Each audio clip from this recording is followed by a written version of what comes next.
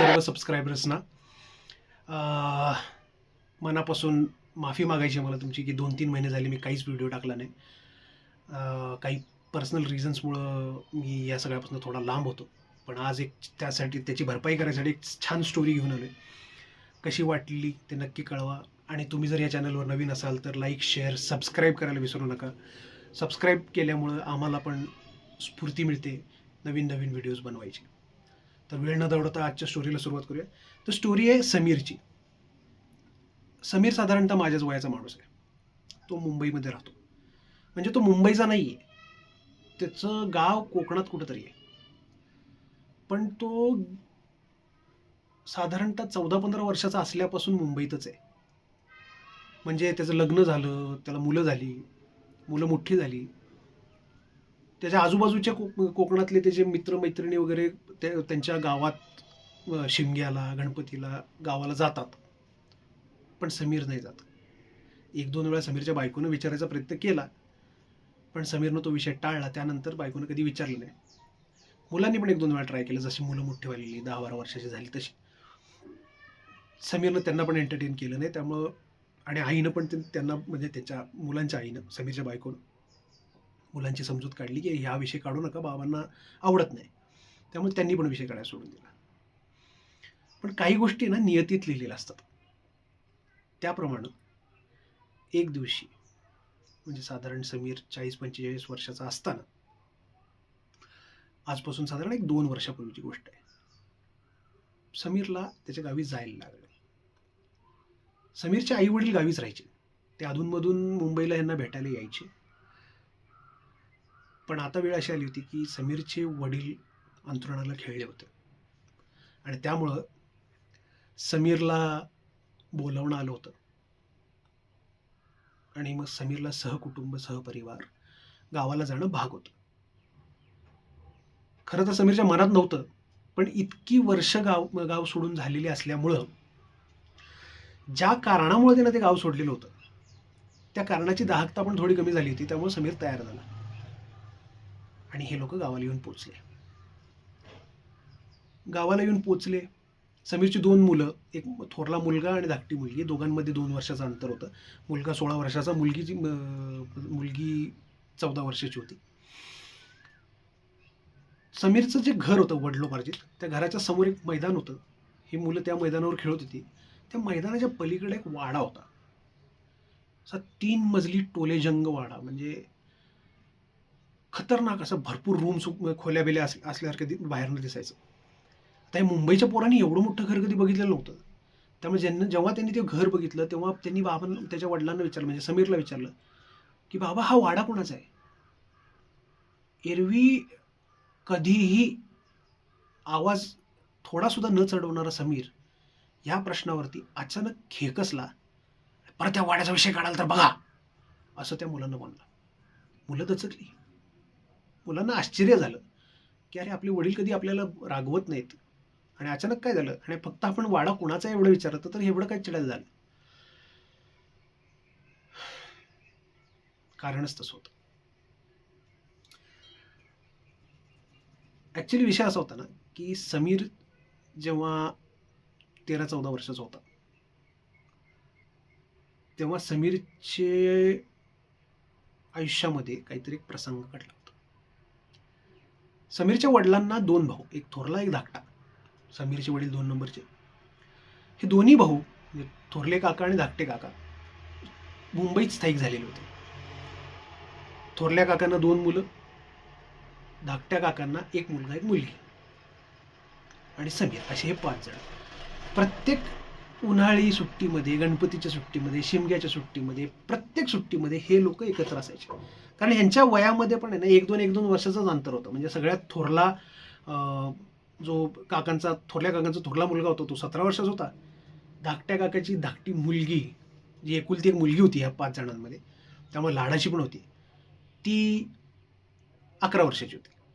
इतकंच काय अंतर असेल ते. तर हा जो घटना झाली तेव्हाचा, त्या वर्षीच्या उन्हाळ्याच्या सुट्टीतलं विषय आहे. हे 4 मुलं मुंबईहून आली होती. त्यांचे दिवसभर खेळण्यात जायचा. एक दिवशी ती मुलं पळत पळत पळत पळत त्यांच्या आजोबांकडे आली, म्हणजे समीरच्या वडिलांच्या वडिलांकडं.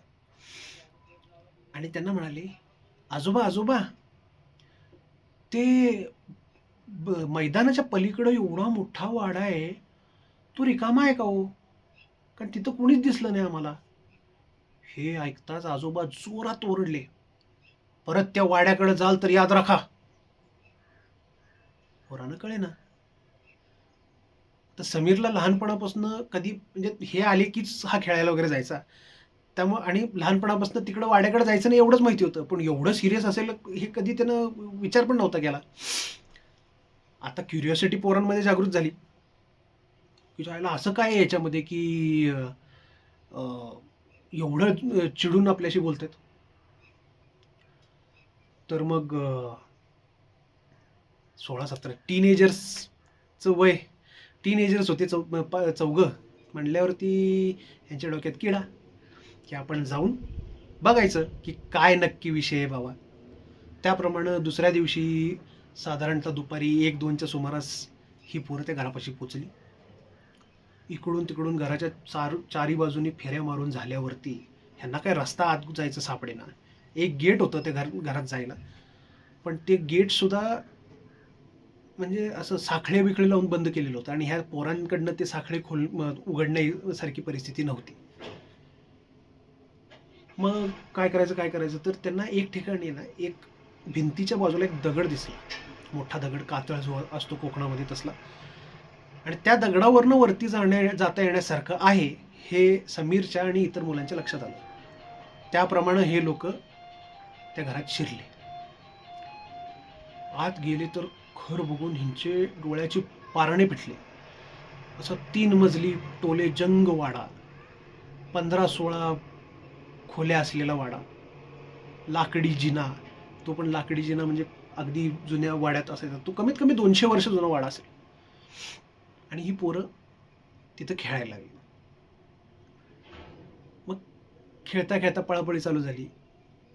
थोरल्या काकांचा थोरला मुलगा दुसऱ्या खोलीत गेला आणि ही 4 पोरं दुसरीकडे होती आणि यांची चेष्टा मस्करी चालू होती. आणि तेवढ्यात त्या काकांच्या थोरल्या मुलाचा जोरात किंचाळल्याचा आवाज आला. काय झालं बाबा म्हणून ही 4 मुलं त्याला पळत गेली. बघतायत तर तो मुलगा जमिनीवर पडलेला होता. त्याचे हात असे वरती होते जमिनीला लागून, आणि त्याच्या छाताडावरती एक काळी सावली बसलेली होती. जशी ती पोरांनी ती काळी सावली बघितली, त्या प्रत्येकाच्या तोंडातून जोरात मोठी किंचाळी निघाली. त्या आवाजानं की काय कोणाला ठाऊक, पण ती सावली अचानक तिथनं गायब झाली. सगळे पळत पळत पळत घरी आले. कुणी मैदानातनं पळत येताना सगळ्यांनी एकमेकाला ताकीद दिली की कुणी घरी आपण त्या वाड्यात गेलो तर सांगाल तर याद राखा. कुणाला इजा दुखापत काही झाली नव्हती, त्यामुळे तसं काही फारसं काळजीचं कारण नव्हतं. खरंच नव्हतं काळजीचं कारण. 2 दिवसात थोरल्या काकांचा थोरला मुलगा आजारी पडला. सगळे उपाय झाले, डॉक्टर झाले, वैद्य झाले, पण पुढच्या 3 दिवसात त्याचा मृत्यू झाला. आणि हा पहिला मृत्यू नव्हता. एका मागोमाग एक समीर सोडून समीरची 4 भावंड पुढच्या 1.5 महिन्याच्या कालावधीत दगावली.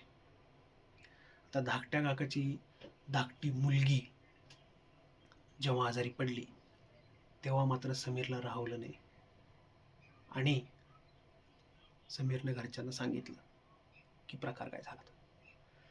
पहिलं तर समीरला बेदम मारलं लोकांनी, पण मग नंतर आता त्यांना कळलं होतं की बाबा हे डॉक्टरच्या उपायाचं बाहेरचं आहे. मग काय करायचं. मग त्यांनी त्यांच्या गावापासून दूर एक गाव होतं, तिथे खूप जुनं देवस्थान होतं. त्या देवस्थानचे खूप नावाजलेले पंडित जे होते त्या पंडितजींना त्यांनी बोलवून आणलं. त्यांच्या विनवण्या केल्या की गुरुजी प्लीज गावाचं रक्षण करा आणि ह्या मुलीचं रक्षण करा. ते गुरुजी म्हणाले की पहिले तिथं नक्की कुठली शक्ती आहे हे मला कळलं पाहिजे, तर मी उपाय करू शकेन ना. मग त्या वाड्याची कहाणी काय आहे? तर तो वाडा होता गावच्या जमीनदाराचा. आणि तो ही जेव्हा घटना झाली, म्हणजे समीर जेव्हा 12-13 वर्षाचा होता, त्याच्या जवळजवळ 40-50 वर्ष आधीची ही घटना आहे. म्हणजे 40-50 वर्ष आधीपासून तो वाडा बंद आहे. का? तर जमीनदार तसा चांगला माणूस होता, म्हणजे त्याने कुणाला त्रास दिलेला नव्हता, पण तो जरा जास्तच चांगला होता. म्हणजे कधीच कुणाच्या अध्यात मध्यात नाही, आपलं काम बरं भलं आपण भलं. पण त्यामुळं त्यानं संपत्ती, गडगंज संपत्ती कमवलेली होती. लोकांना मदत पण करायचा तो, नाहीसं नाही. पण गावामध्ये काही लोक असतात ना, ज्यांना हे बघवत नव्हतं, आणि म्हणून त्यांनी त्या जमीनदाराला आणि जमीनदाराच्या कुटुंबाला त्रास द्यायला सुरुवात केली. जमीनदाराच्या कुटुंबामध्ये जमीनदार, जमीनदाराची बायको आणि जमीनदाराचा एक मुलगा होता. जमीनदाराचा मुलगा भोळसट होता. अगदी आईनं मायेनं वाढवलेला होता. गावकऱ्यांशी फारसा संबंध त्या बाईचा यायचा नाही. आता 70-80 वर्षापूर्वीची गोष्ट म्हणल्यावरती तेव्हाचा काळ कसा होता ते साधारण अंदाज तुम्हाला येईलच. पण हे जे लोक त्या जमीनदारावर जळत होते, त्यांनी ह्या लोकांना खूप त्रास द्यायचा प्रयत्न केला. पण जमीनदार जरी सज्जन असला तरी मूर्ख नव्हता. त्यामुळे जोपर्यंत जमीनदार होता तोपर्यंत हे त्यांना त्रास देऊ शकत नव्हते. पण एक दिवशी जमीनदाराला त्याच्या बागेत काम करत असताना साप चावला आणि जमीनदाराचा मृत्यू झाला. जसा जमीनदाराचा मृत्यू झाला तसा या लोकांनी जमीनदाराच्या बायकोला आणि मुलाला त्रास द्यायला सुरुवात केली. तर बायको आपल्या मुलाला खूप प्रोटेक्ट करत होती. अशी काही वर्ष गेली, पण एक दिवशी, म्हणजे आता ते जाचाला कंटाळलेलीच होती ती, छळ होत होता, त्यामुळे तिला रात्री अपरात्री लोक येऊन घरावरती दगड मार, कुठं काय मार, त्यामुळे तिची झोप व्हायची नाही. त्यामुळं झोप न झाल्यामुळे जे आजार होतात ते आजार झाले, आणि अशात त्या आईचा पण मृत्यू झाला. मागं राहिला मुलगा. मुलगा भोळसट होता. मुलाला काही म्हणजे पहिले पहिले काही कळत नव्हतं, पण ह्या लोकांनी फारच त्रास द्यायला सुरुवात केली. इतकी त्रास द्यायला सुरुवात केली की गावचे जे लोक, थोडेफार लोक यांची मदत करायची जमीनदाराची, ती मदत करायला पण त्यांनी बंदी घातली. त्या बिचाऱ्या मुलाचे खायचे वांदे व्हायला लागले. गडगंज संपत्ती असून सुद्धा खायचे वांदे व्हायला लागले. म्हणून म्हणतात ना की कुठल्या गोष्टीचा गर्व करू नये, कधी कुणाची कशी परिस्थिती फिरेल. पैसा नव्हता असं नाही, पण ह्याला अक्कलच नव्हती. पण त्याचा त्रास इतका जास्त झाला की एक दिवशी त्या त्रासाच्या तिडकेच्या भरात या पोरानं त्या घरात स्वतःला फाशी लावून आत्महत्या केली. त्या दिवसापासून हा वाडा सुनसान पडलेला आहे. अर्थात जमीनदाराचा एक नातेवाईक होता, सगळी प्रॉपर्टी त्याच्याकडे आली, पण त्याला ही सगळी स्टोरी माहिती असल्यामुळं त्याची हिंमत व्हायची नाही कधीकडे जायची. आणि खास करून गावातली जी लोक त्रास द्यायची त्यांच्यामुळे तो यायचा नाही, बाकी तर काय म्हणजे त्याला अनुभव नव्हता भूताबिताचा. आता गुरुजींनी ही स्टोरी ऐकल्यावरती गुरुजी म्हणले, अच्छा, म्हणजे आकस्मिक मृत्यू त्या मुलाचा झाला असल्यामुळं त्या मुलाची आत्मा असणार आहे त्रास देणारी. तर मग दुसऱ्या दिवशीचा संध्याकाळी तिथं त्या घरात जायचं ठरलं. पूजेचं साहित्य वित्य करून सगळं ठरून सगळे तिथं पोचले. त्या जसे तिथं पोचले तसे त्यांना घरातनं बाहेर हाकलण्याचा प्रयत्न करायचा म्हणजे प्रकार त्या जी कोण एंटिटी होती तिनं सुरुवात केली. गुरुजींनी त्या मुलाला सांगितलं की आम्ही तुझी माफी मागतो, तुला ज्यांनी कोणी त्रास दिलाय त्यांच्यासाठी तू सगळ्या गावाला त्रास देऊ नकोस वगैरे वगैरे. त्याच्यासाठी प्रसाद ठेवला, त्याची जी आवडती गोष्ट होती, कारण जमीनदाराचा जो नातेवाईक होता तो नातेवाईक पण आलेला होता, कारण एवढी मोठी प्रॉपर्टी सुटणार होती, भाऊ कशाला नाही येणार. नैवेद्य वगैरे ठेवला, सगळं झालं, आणि त्या मुलाच्या नावानं पूजा बिजा झाली. पूजा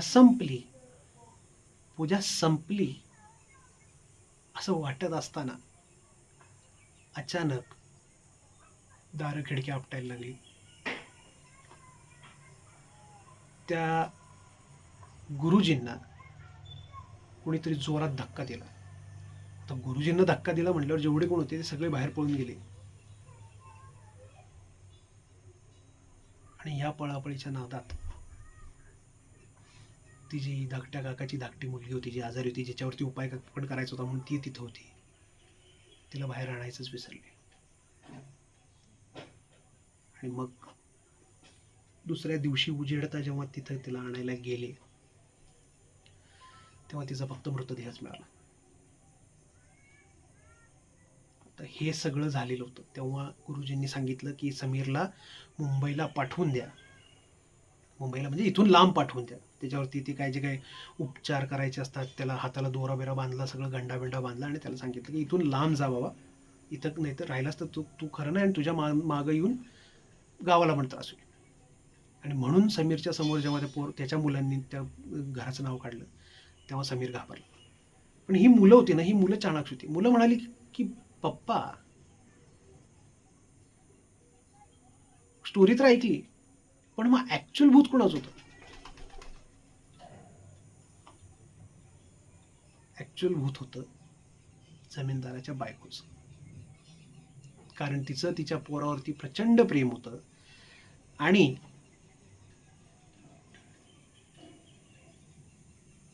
तिचा जेव्हा मृत्यू झाला तेव्हापासून ती त्याच्या मुलाबरोबर राहत होती. ती घरात कोणाला येऊ द्यायची नाही. पण जेव्हा मुलाचा मृत्यू झाला तेव्हा ती खूप हतप्रभ झाली, खूप दुःखी झाली आणि म्हणून तेव्हापासून तिनं घरात येईल त्याला त्रास द्यायला सुरुवात केली. हे सगळं झाल्यावरती जेव्हा तिथं वडिलांची विधीसाठी जेव्हा गुरुजी आले, हे गुरुजी जेव्हा तिथं आले तेव्हा त्या मुलांनी सांगितलं की गुरुजी याच्यासाठी काही करता येणार नाही का? गुरुजी म्हणाले, दोन चांगल्या जीवांना त्रास दिल्यामुळं वाईट झालेल्या आत्मा आहेत त्यांची मुक्तता होणार नाही, त्यांना स्थान द्यावं लागेल.